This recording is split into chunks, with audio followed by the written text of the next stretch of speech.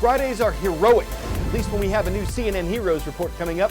I'm Carl Azus for CNN 10. Thank you for spending part of your day with us. Experts say there's been some activity around a North Korean missile facility. And the reason they're concerned is because North Korea hasn't tested any missiles or nuclear weapons in more than a year. Could this be a sign the country is going to resume doing something that the U.S. wants it to give up altogether? Late last month in Hanoi, Vietnam, the two countries' leaders met face-to-face for the second time. They didn't reach an agreement. North Korea didn't commit to getting rid of its nuclear and missile programs, a priority for the U.S., and America didn't commit to removing its sanctions, its penalties on North Korea's economy, a priority for North Korea. Still, U.S. President Donald Trump said he and North Korean leader Kim Jong-un left the summit on friendly terms and that the door to continued discussions would stay open. That's why possible activity at this missile site's significant. President Trump's national security advisor says he expects North Korea to show whether it's serious about future talks with the U.S. and whether the communist country is committed to giving up its nuclear program and everything that goes with it. If it's not, President Trump does not plan to remove any sanctions on North Korea. The U.S. may even add more. So the future of U.S. and North Korean relations could depend on whether North Korea is using this missile site to carry out more tests. This is a key site that North Korea was in the process of dismantling, and it now appears as though it is reassembling some of the elements there. It is commercially available satellite imagery that has been analysed by two groups, 38 North and also CSIS, and they both believe that it does show reassembling certain elements of Tongchang-ri. It's also been backed up by what we've heard from the NIS, the intelligence agency here in South Korea. They say that they have seen that there has been activity there. They say that there are construction cranes. They've seen vehicles in the area. A roof has been put over one of the structures, a door as well.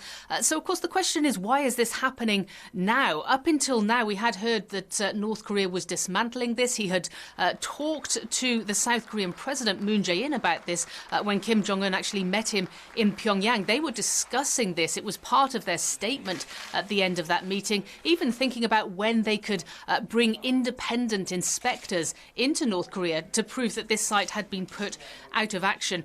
Now, the date is key. What we know from 38 North is that these satellite images are from between February 16th and March the 2nd.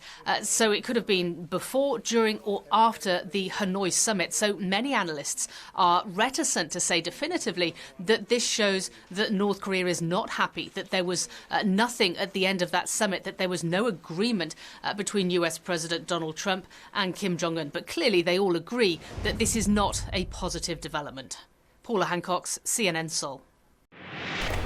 Well, here's a pretty picture that looks kind of like postmodern art meets jet planes, except it's real, sort of.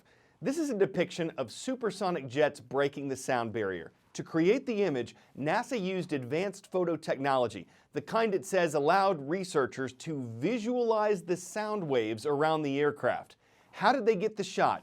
A plane with a special imaging system flew directly above two T-38 jets, and at the very moment they broke the sound barrier, it took the picture. Okay, kind of cool, but so what? Well, NASA says this is the first time that's ever been done, that it'll help scientists better understand shock waves, and that it could possibly help future jets be designed to break the sound barrier without creating the loud sonic boom. 10-second trivia. Which of these video game systems was released the most recently? Sega Genesis, Super Nintendo, Game Boy, or Commodore 64?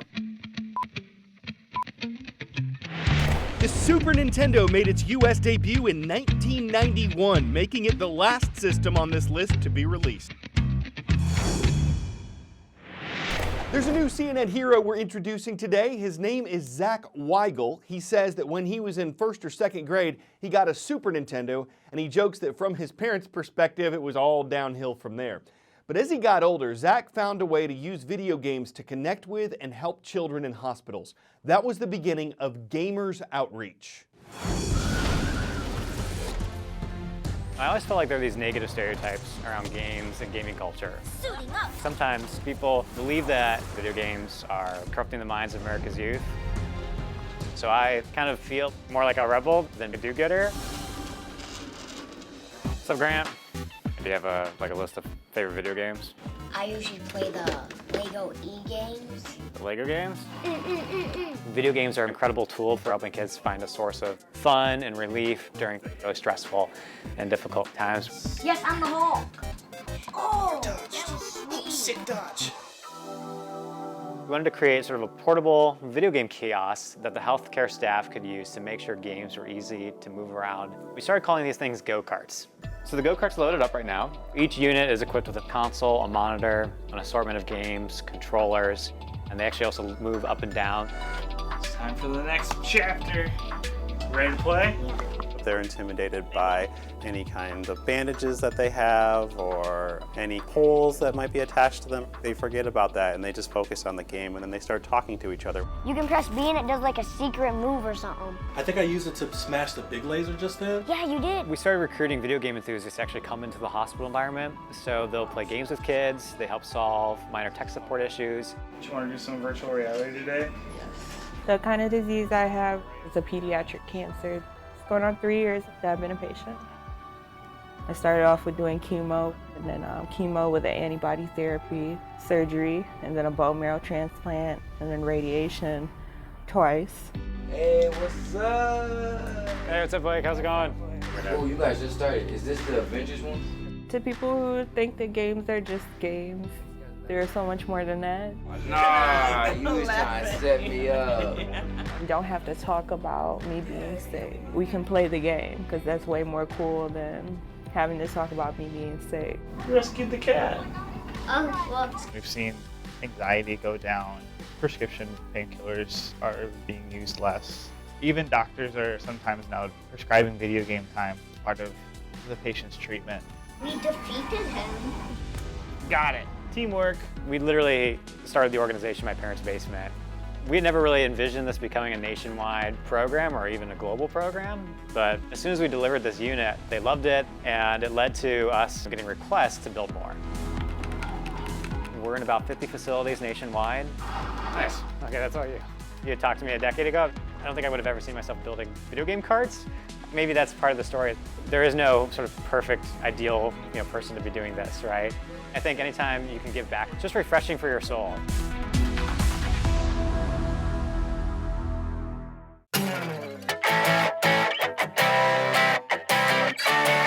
For today's 10 out of 10 segment, we're taking you to Snow Maze. But Carl, don't you mean Snow Mass? No, I mean this. What Guinness World Records says is the largest snow maze on Earth. It sits on a cornfield in Manitoba, Canada. Its walls are 6.5 feet tall and 2 feet thick, and they're made of artificial snow, which is apparently stronger than the real thing. It took a farmer and his staff 6 weeks and more than $42,000 to put it together. A corn maze is a maze, but a snow maze is hazier. You can't be any lazier or make the maze less mazier. It takes amazing skill for the design and the solution, building passageways and ways to pass perfunctory occlusions. Some will think you're lost because to them it makes no sense for you to drop a huge expense upon some snowbound labyrinths. But if you have the maze and means, then by all means let them in so they can be about finding ways out if they don't hit dead ends. I'm Carl Zeus for CNN.